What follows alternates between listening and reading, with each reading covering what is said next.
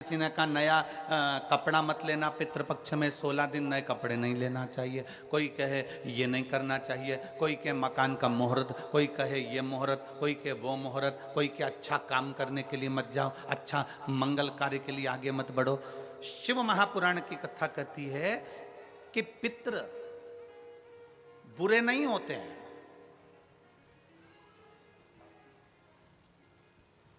पितृ बुरे नहीं होते हैं। आज लोगों के मन में बड़ा भय हो जाता है।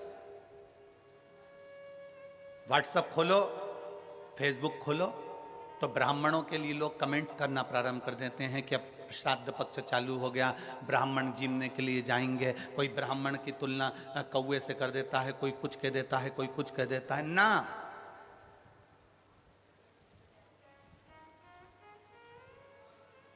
गायत्री करने वाला ब्राह्मण, वेद पाठ करने वाला ब्राह्मण, संध्या करने वाला ब्राह्मण की तुलना किसी साधारण से नहीं होती, उसकी तुलना तो स्वयं नारायण और ब्रह्मा से होती है, स्वयं नारायण और ब्रह्मा से होती है।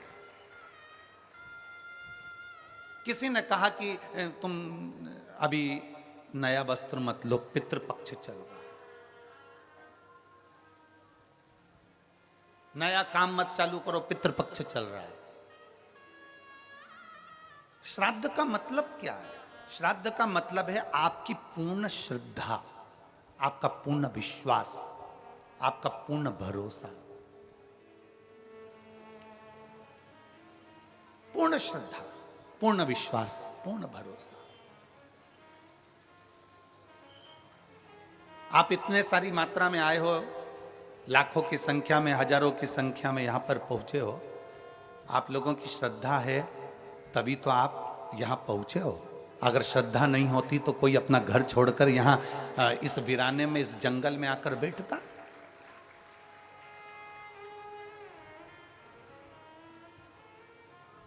इस वीराने में, इस जंगल में कौन आता?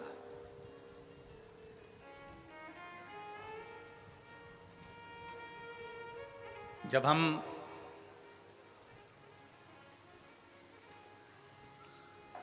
कल इस पवित्र भूमि पर आए छत्तीसगढ़ की, और इस कांटा कुणी गांव में के अंतर्गत एक मन में विश्वास रखकर, श्रद्धा, श्राद्ध का मतलब पितृ आपका बुरा करेंगे, यह श्राद्ध का मतलब नहीं है।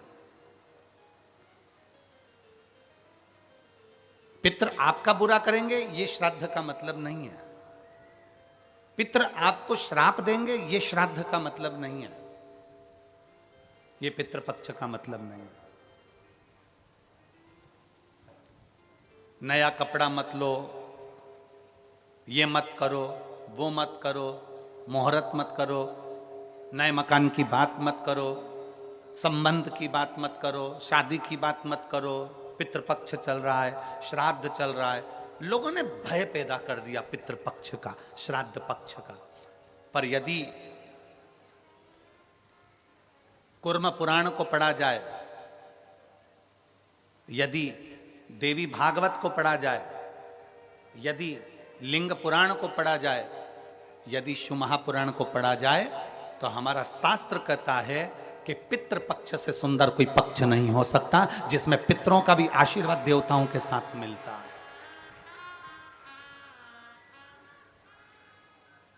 जिसमें देवता का तो आशीर्वाद मिलता ही है, पर देवताओं के साथ में पितरों का भी आशीर्वाद हमको प्राप्त होता है, पितरों का भी आशीर्वाद।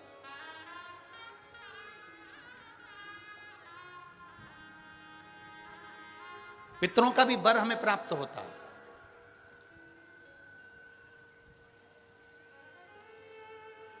पितरों का भी आशीर्वाद हमें प्राप्त होता है।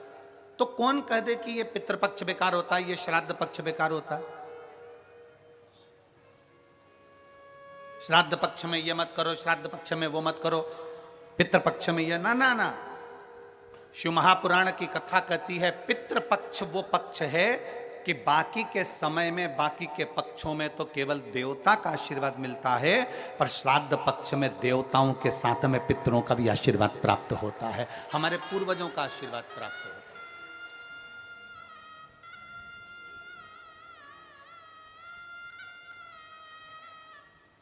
श्राद्ध का मतलब है श्रद्धा।